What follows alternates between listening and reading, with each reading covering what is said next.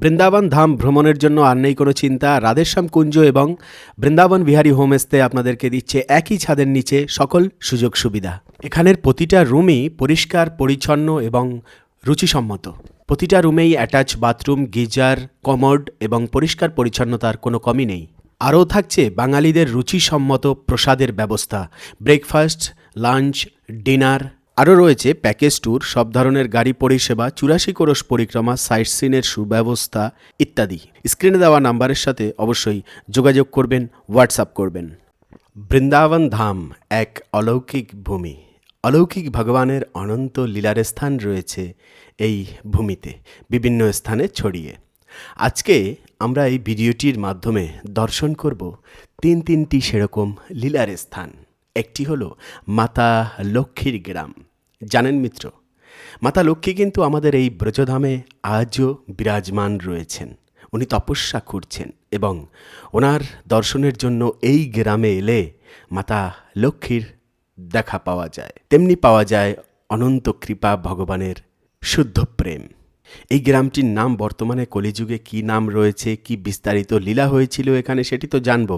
তার সাথে জানবো আরেকটি সুন্দর লীলার স্থানের কথা এবং দর্শনও করব। সেটি হলো ভগবান শ্রীকৃষ্ণের রাধারানীর সাথে যে বিরহ পর্ব চলেছিল, তখন শ্রীমতী রাধারানী মান করেছিলেন এবং প্রেমের পরিভাষা হলো বিরহ।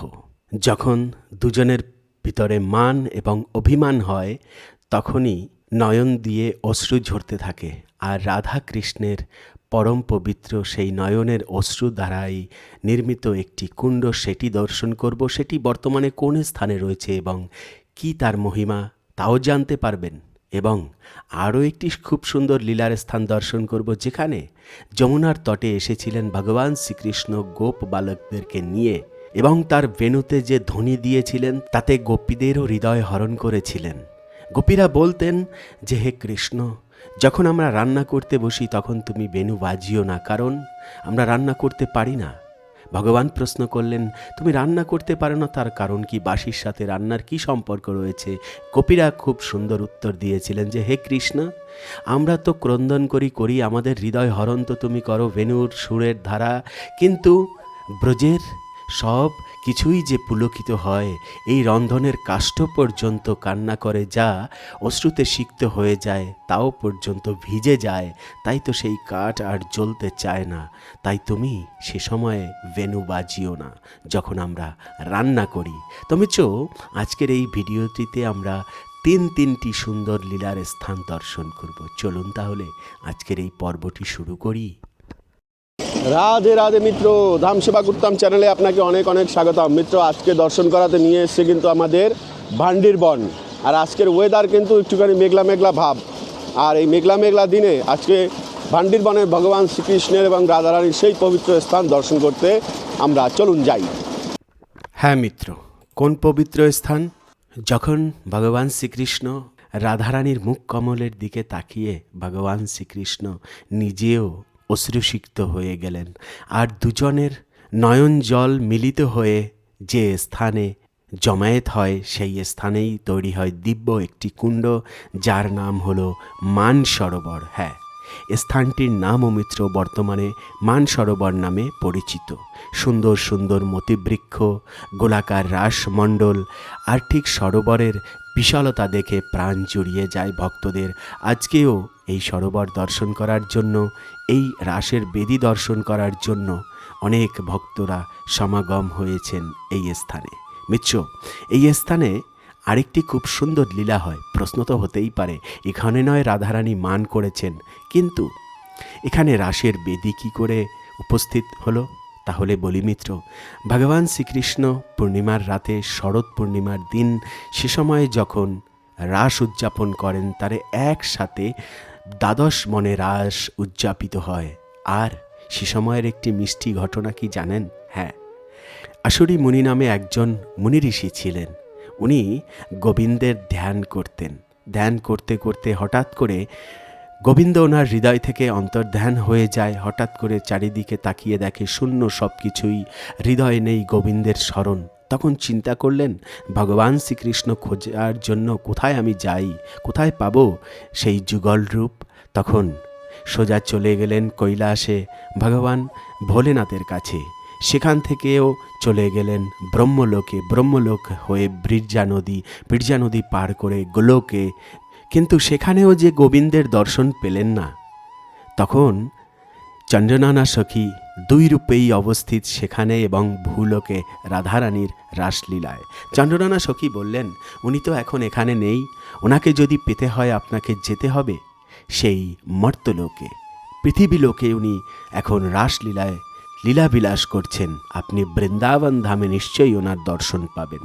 তখন অসুরীমুনি সেখান থেকে চলে আসলেন ভোলেনাথের কাছে এবং ওনার বিশ্বাস ভোলেনাথের কৃপা পেলেই রাসের দর্শন হবে। ভোলেনাথ ওনাকে সঙ্গে করে নিয়ে তখন চলে আসে এখানে। তখন রাস হচ্ছিল, অনুমতি চাইলেন সেই রাসে প্রবেশ করার জন্য, কিন্তু চন্দ্রনানা সখী এখানেও অবস্থিত। কেন? চন্দ্রনানা সখীর অনুমতি ছাড়া কখনোই রাসে প্রবেশ করা সম্ভব নয়। তখন চন্দ্রনানা সখী আদি সব গোপিকারা বললেন যে দেখুন, গোবিন্দের রাসে যদি প্রবেশ করতে হয় তাহলে অবশ্যই আপনাকে গোপী ভাব প্রাপ্ত করতে হবে। তখন ভোলেনাথ এবং অসুরীমণি অনুরোধ করলেন যে আমাদেরকেও গোপীভাব প্রদান করুন, কৃপা করুন দয়া করে। তখন চন্দ্রনানা সখী বললেন, হ্যাঁ অবশ্যই কৃপা প্রাপ্ত হবে, তবে বৃন্দাবনেশ্বরী এই ব্রজধাম স্বয়ং একজন দেবী, উনি ভক্তা পরম ভগবান শ্রীকৃষ্ণের, তাই ওনার ব্রজধামের কৃপা সবচাইতে আগে চাই, তবেই আপনি রাসে প্রবেশ করতে পারবেন। তাহলে ব্রজধামের কৃপা আমরা কি করে পাব? তখন ভোলেনাথজি আর অসুরীমণিকে বললেন যে দেখুন, আপনারা এই মানসরোবরে যদি স্নান করেন এই মুহূর্তে, তাহলেই সঙ্গে সঙ্গে আপনাদের গোপীভাব প্রাপ্ত হবে এবং আপনারা অবশ্যই রাসে প্রবেশ করতে পারবেন। তখন ভোলেনাথ আর অসুরীমণি এই মানসরোবরে মিত্র স্নান করেন। স্নান করার পর সঙ্গে সঙ্গে দিব্য দেহ ধারণ এবং রাসে প্রবেশ করার অনুমতি পেয়ে গেলেন মিত্র। তখনই এই মানসরোবরের নিকটে আমরা যে বেদী দর্শন করছি, সেই বেদীতেই রাধাকৃষ্ণ যুগল রূপ দর্শন করলেন ভোলেনাথ এবং অসুরীমণি। ধন্যাতি ধন্য হয়ে গেলেন। তো মিত্র, এই সেই পবিত্র স্থান যা আমাদের 84 ক্রোশ ব্রজমণ্ডলের একটি দর্শনীয় স্থান এবং ভগবান এবং তার ভক্তদের অত্যন্ত রমণীয় এবং প্রিয় একটি দর্শনের স্থান। চলুন আমরা এবারে মানসরোবর দর্শন করি।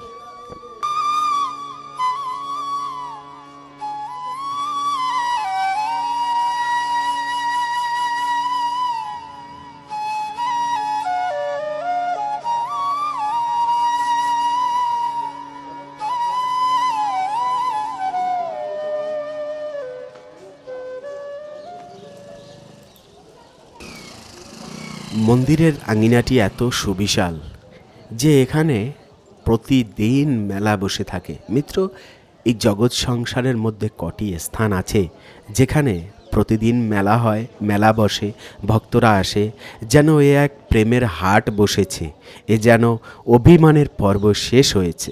হ্যাঁ, রাধারানী অভিমানের পর্ব শেষ করে উন্মুক্ত করে দিয়েছেন ব্রজধামের প্রতিটি কণ কণ, যা ভক্তদের কাছে অত্যন্ত প্রিয়।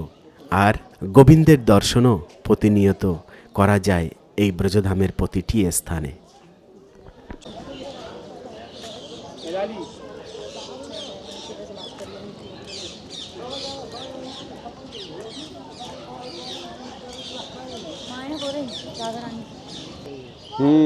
অনেক ময়ূর আছে,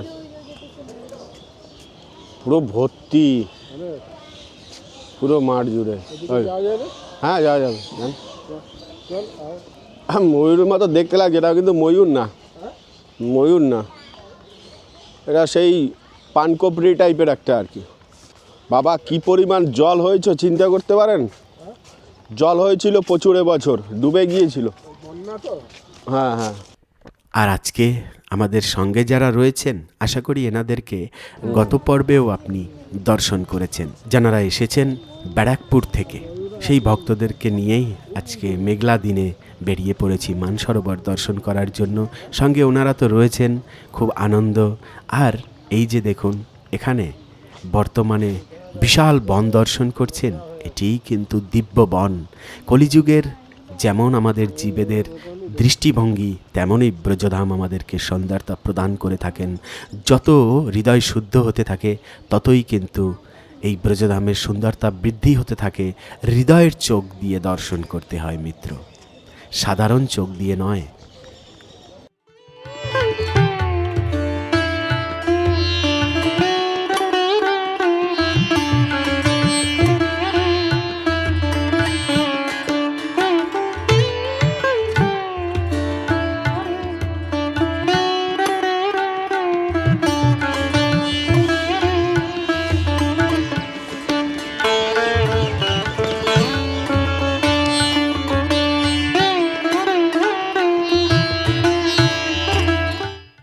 মানসরোবরের এই স্থানটি পরিক্রমা এবং সরোবরে আচমন করে আমাদের কলিযুগের রথটি নিয়ে এগিয়ে চললাম আরেকটি লীলার স্থান দর্শন করার জন্য। মিত্র, আগে বলেছিলাম যে ভগবান শ্রীকৃষ্ণ যখন ব্রজধামে কোনো এক বৃক্ষের উপরে উঠে কিংবা গোমাতার নিকটে বসে কিংবা কোনো কেলিকদমের বৃক্ষের তলটিতে বসে যখন বেণু বাজাতেন, তখন ব্রজের প্রতিটি ঘরে ঘরে যেন আনন্দের উল্লাস ছড়িয়ে যেত।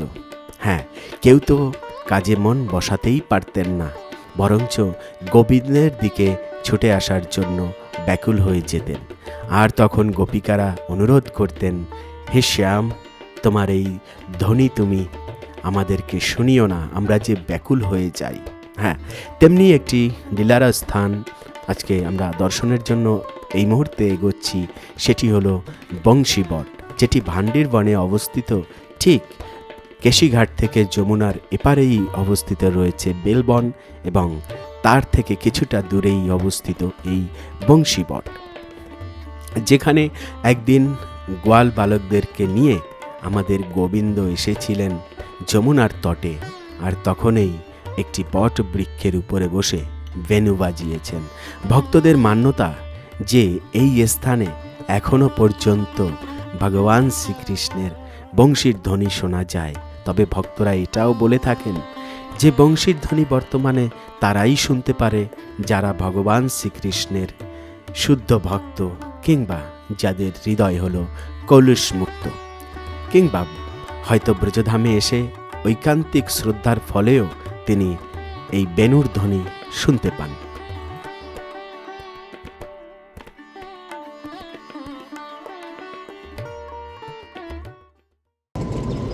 बट इधर तुम खो जाओगे, चलो तुमको घुमा के लेके आए अंदर से बंसी बट। इधर बांसी का धुन आवाज़ सुनाई देता है पेड़ से। कोई बोला करताल की आवाज़ आ रही है, कोई बोला ढोलक की आवाज़ आ रही है।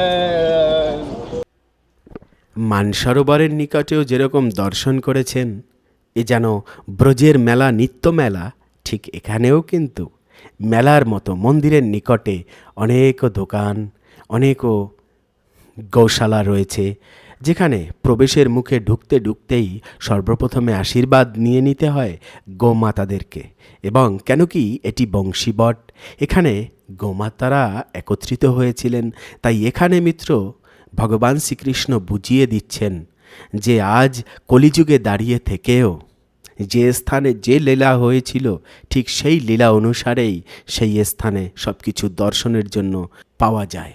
সেই লীলার সাক্ষী হয়ে দর্শনের জন্য আজও কিন্তু গোমাতারা এখানে অবস্থান করছেন, আর গো সেবার ব্যবস্থাও এখানে রয়েছে। দেখুন, গোমাতার সেবার জন্য এখানে গুড় বিক্রি হচ্ছে। লালা, गुड़ कैसे दिए किलो? हाँ, कैसे किलो दिए? 70। अरे बाप रे, 70 रुपए किलो, 50 की गुड़। आते हैं दर्शन करके। গুড় সেবা কিন্তু এটা শাস্ত্রে রয়েছে, গুড় খাওয়াতে হয় গোমাতাকে। ধনের প্রাপ্তি, ভক্তির প্রাপ্তি, সব কিছু ব্রাহ্মণ সেবা। বংশীবটে প্রবেশ করার আগে একটি মেলার উপর দিয়ে যেতে হয়। মেলা ছাড়া আর কি, দেখুন কত সুন্দর একটি মার্গ রয়েছে বংশীবটে যাওয়ার জন্য। আর দুধারে এরকম মেলা বসেছে, মানে দোকান লাগিয়েছে। আর সেগুলো কত সুন্দর দেখুন তো, সেই আগের দিনের মতো। হ্যাঁ, আমাদের হাইটেক সিটির থেকে অনেক উন্নত এবং সুন্দর হলো আমাদের এই ব্রজধামের সিটি, যেটা একদম গ্রাম্যময়। আর দোকানে দোকানে যেন কৃষ্ণ বসে রয়েছে, কৃষ্ণের অনন্ত লীলা এখানে ঝুলছে, তাই না? সহজেই পাওয়া যায়। তো যাই হোক, আমাদের আজকে কিন্তু বেশ বংশীবাটে ভিড় রয়েছে, অনেকও ভক্তের সমাগম রয়েছে।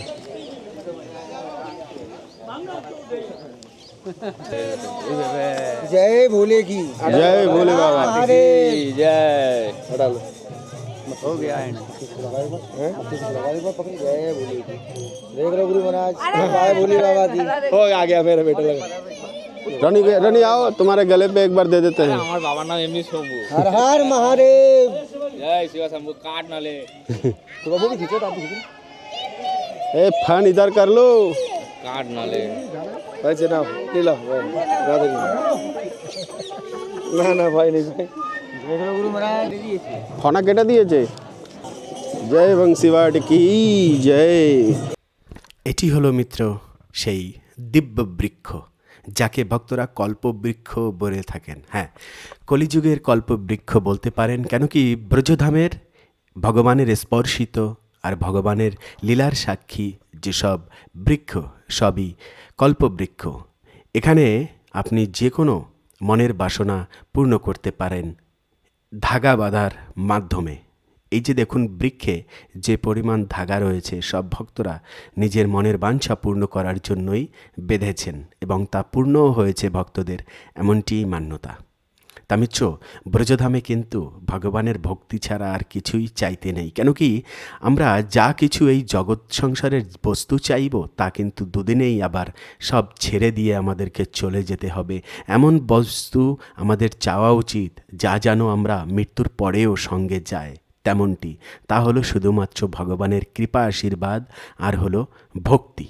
হ্যাঁ, এই আঙিনাটা এত দিব্য আঙিনা যেখানে ভগবান শ্রীকৃষ্ণের সান্নিধ্য পাওয়া যায়। আসা মাত্র ভক্তদের রাধে রাধে ধ্বনিতে গুঞ্জয়মান এই ব্রজের প্রতিটি কোণা কোণা, তেমনি এখানে রয়েছে গৌরাঙ্গ মহাপ্রভুর চরণের স্মৃতি। হ্যাঁ, গৌরাঙ্গ মহাপ্রভু তার পার্শ্বদদেরকে নিয়ে এই স্থানে উপবেশন করেছিলেন। এখানে লাল রঙের যে ডান দিকে মন্দির রয়েছে সেখানেই গৌরাঙ্গ মহাপ্রভুর উপবেশনের স্থান। এবং মিত্র, এই ভান্ডির বনের সবচাইতে বিশাল বড় আকর্ষণ হলো ভান্ডির বনের বন, যাই পিছনে রয়েছে অনন্ত বাবাজিদের কুটিয়া এবং ময়ূরের ধারা বেষ্টিত বিভিন্ন জীব পশু পক্ষী আদি ধারা দিয়ে সম্পূর্ণ সুসজ্জিতময় এই ভান্ডির বন।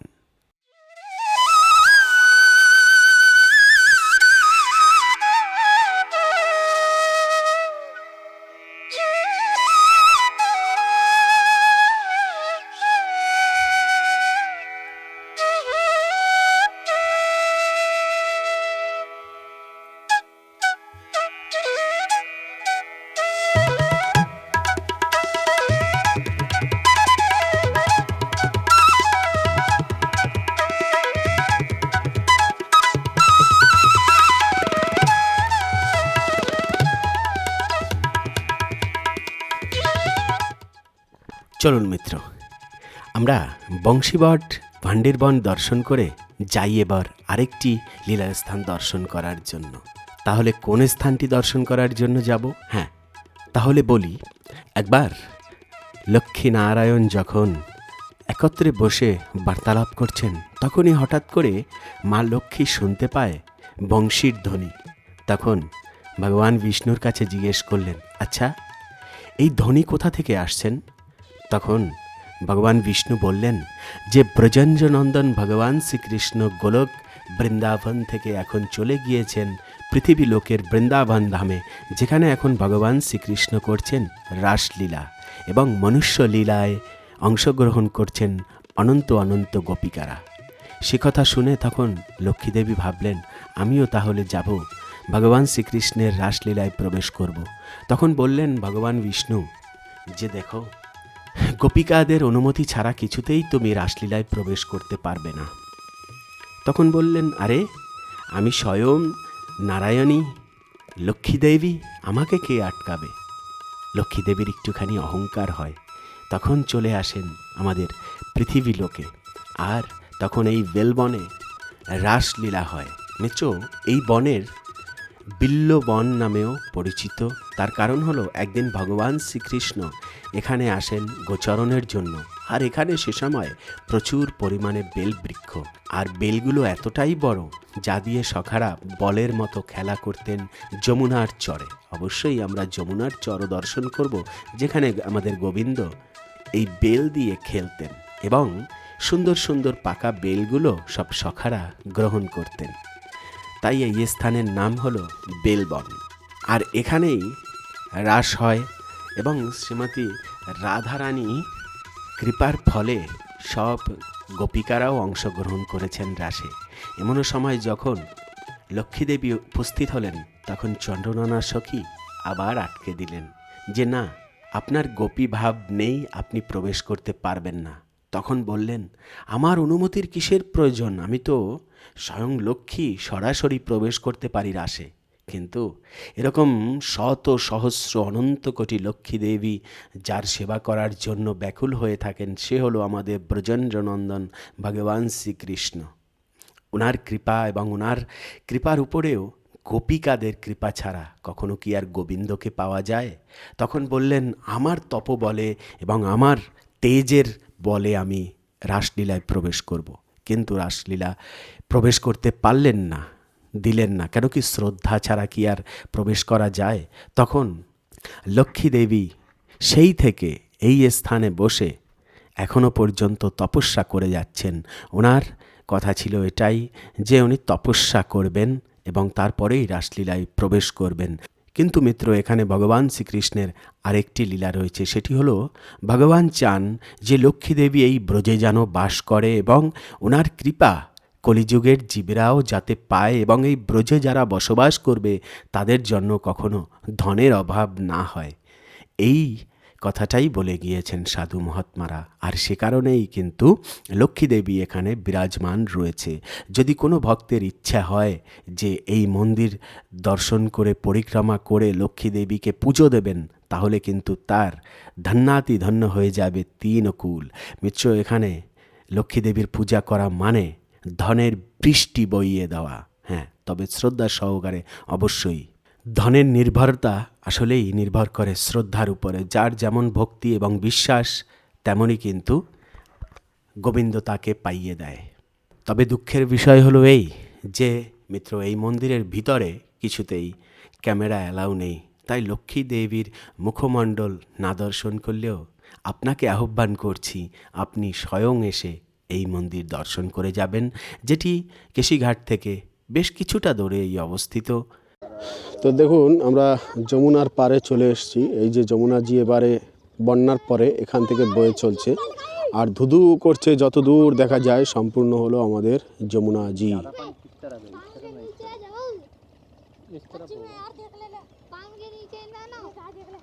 তো এই যে দেখুন উঁচা জমিটা, এখানে কিন্তু এখন গম চাষ হয়েছে, এপাশেও গম চাষ আছে। আর এই যে দেখুন বালি। আসলে যদি জমির হিসাব করেন তাহলে বৃন্দাবনের অর্ধেক জমিই হলো যমুনা জির জমি। চর পড়ে বাড়িঘর হয়েছে, বাগান হয়েছে, কত পরিবর্তন হয়েছে সময়ের গতিতে, তাই না?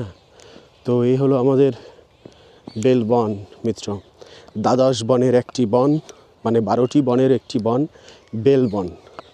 তো বেলবন দর্শন করুন। অনেকও পরিবর্তন হবে, এরকম সময়ের সাথে সাথে সব কিছু মেনে নিয়ে দর্শন করতে হবে।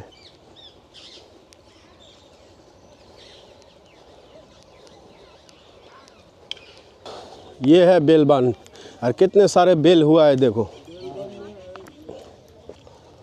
इसमें गए नहीं अंदर? नहीं गए, इसमें मयूर वगैरह बहुत है इसके अंदर, बहुत सुंदर बन है। তাহলে মিত্র, আজকের এই ভিডিওটির সাথে সাথে এই ভিডিওটি এখানে এন্ড করছি। পরবর্তী ভিডিওতে আবার কোনো লীলার স্থান নিয়ে হাজির হচ্ছি। সে অবধি ভালো থাকবেন, সুস্থ থাকবেন। রাধে রাধে।